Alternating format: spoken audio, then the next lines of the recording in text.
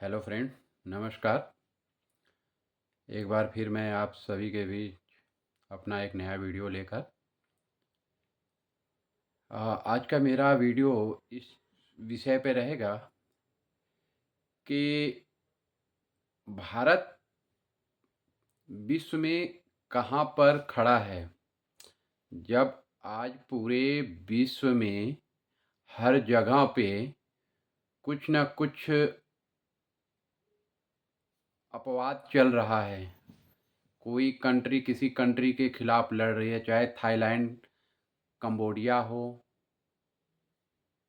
चाहे Israel Hamas हो, चाहे रसिया यूक्रेन का युद्ध आज 4-5 सालों से चल रहा है। लेकिन भारत इन सभी के बीच में अपने को कहाँ पाता है, जबकि भारत के पड़ोसी देश श्रीलंका एक समय गृह युद्ध से लड़ रहा था। श्रीलंका में जो सरकार थी, उस सरकार के खिलाफ पब्लिक ने जो तांडव दिखाया था कि वहाँ की जो राष्ट्रपति भवन या प्रधानमंत्री सब जगह पे वहाँ के लोगों ने कब्जा कर लिया था। किन परिस्थितियों में उस समय श्रीलंका फंसा हुआ था, धीरे धीरे वहाँ की स्थिति सामान्य हुई, वहाँ की सरकार बदली, नई सरकार आई, भारत के साथ कोऑपरेशन की नीति अपनाई, भारत ने उसकी काफ़ी मदद किया, तो आज वहाँ की स्थिति सुधरी हुई लग रही है। यही हाल बांग्लादेश में आज 2 साल से चल रहा है। वहाँ पे वहाँ की जो स्थिति है, उसमें जो वहाँ की प्रधानमंत्री शेख हसीना थी, उनको वहाँ से अपना देश छोड़कर भागना पड़ा था, और वो भाग करके भारत में आके शरण ली हुई हैं। तब से वहाँ पे जो चरमपंथी हैं, वे वहाँ पे शेख हसीना की पार्टी के जितने भी मंत्री या फिर उनकी पार्टी के नेता लोग हैं, उनको टारगेट कर कर के मार रहे हैं। उसके अलावा जो हिंदू समाज है वहाँ पे, उनके खिलाफ भी उनका काफ़ी अत्याचार चल रहा है। वो वहाँ की मीडिया उसको दिखा भी नहीं रही है, बट हिंदुओं की हालत वहाँ पे दयनीय है। वे प्रोटेस्ट भी करते हैं, लेकिन सरकार वहाँ पे सरकार नहीं के बराबर है, क्योंकि यूनिट सरकार टेम्पररी सरकार है, जिनके हाथ में पावर नाम की कोई चीज़ नहीं है।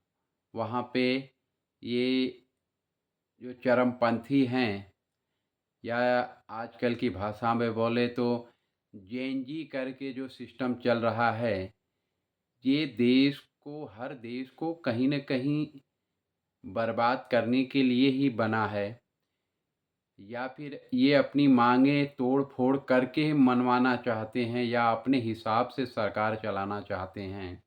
ये कहीं न कहीं हर देश के लिए खतरनाक हो सकता है। मालदीव की स्थिति सभी को पता है।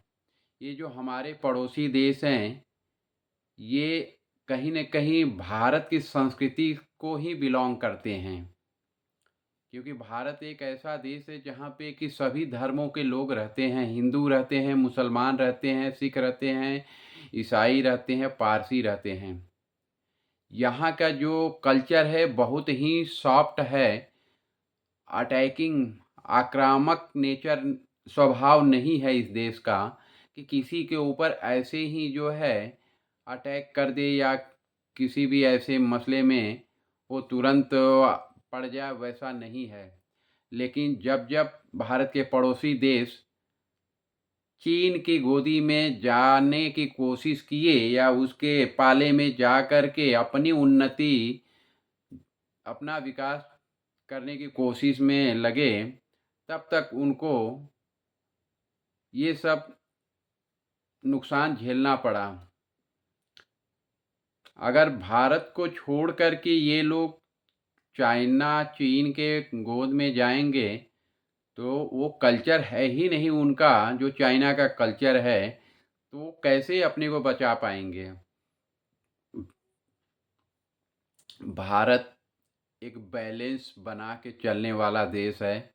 यहाँ की जो संस्कृति है, मिली जुली संस्कृति है। हर धर्म के त्योहारों का, उनके धर्मों का सम्मान किया जाता है, चाहे उनका पॉपुलेशन कितना कितना भी कम हो, चाहे पारसी हो, चाहे जैन हो, चाहे सिख हो, चाहे मुस्लिम हो। कहने को तो भारत मुस्लिम हिंदू बहुल्य देश है।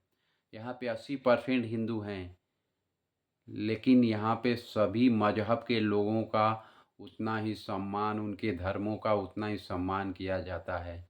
ये हमारे इस देश के सिस्टम का नतीजा है कि यहाँ पे कोई किसी से विरोध नहीं करता है।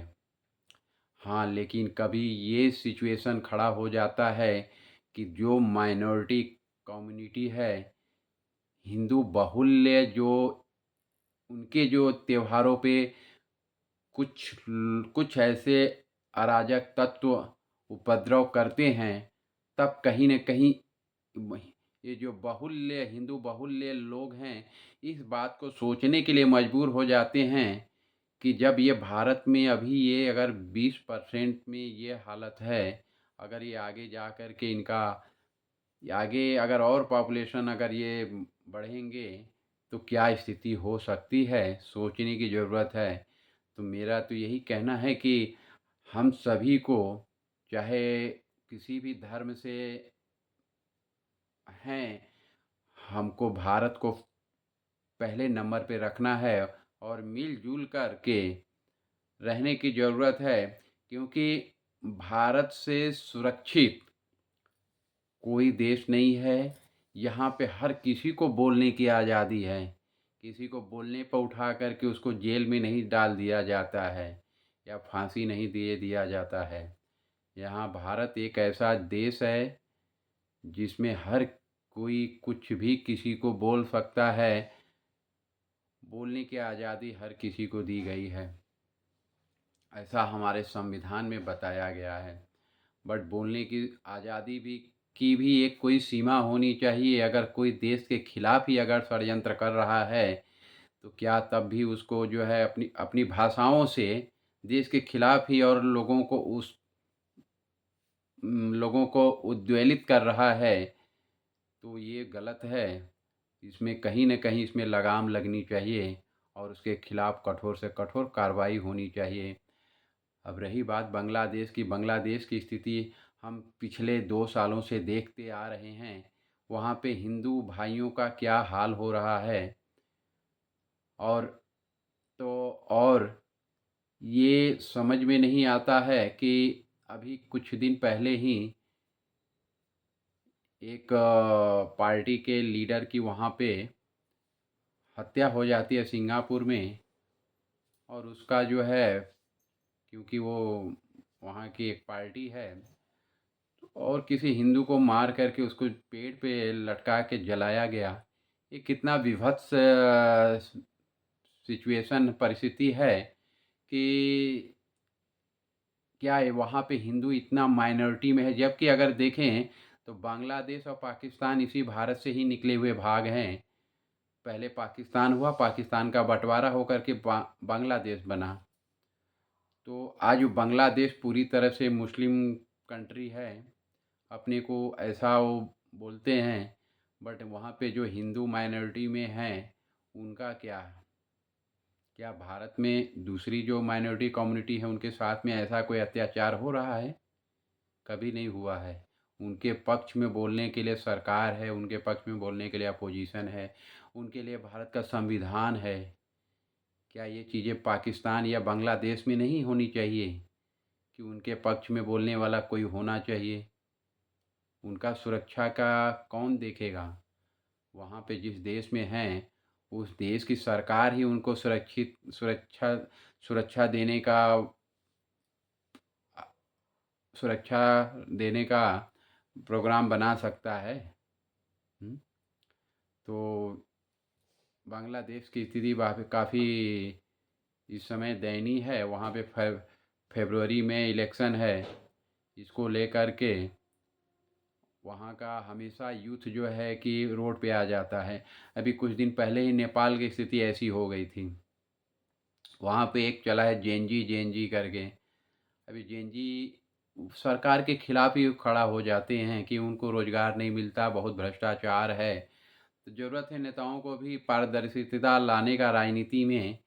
ये पारदर्शिता तभी आ जा सकती है जब आप हर कुछ सिस्टम को डिजिटलाइजेशन कर सकते हैं।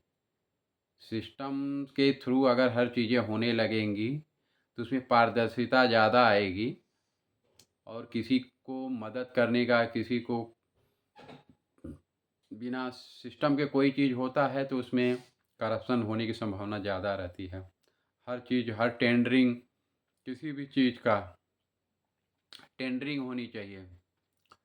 टेंडर के थ्रू हर चीज़, रोड का, इंफ्रास्ट्रक्चर का काम है, कोई भी ऐसा काम है वो टेंडर के थ्रू हो, और पोर्टल उसका बने होना चाहिए, और पोर्टल में बिडिंग होगी और उसके हिसाब से फिर ट्रांसपेरेंसी आएगी। तो मित्रों, मेरा एक्चुअली यही कहना है कि बांग्लादेश की जो स्थिति इस समय है, वहाँ पे हिंदू अपने को असुरक्षित महसूस कर रहे हैं। ये भारत सरकार को भी देखना पड़ेगा कि हमारे जो हिंदू भाई है वहाँ पे उनको कुछ न हो, और वो एश्योरिटी वहाँ की जो बांग्लादेश सरकार है उससे लेनी पड़ेगी।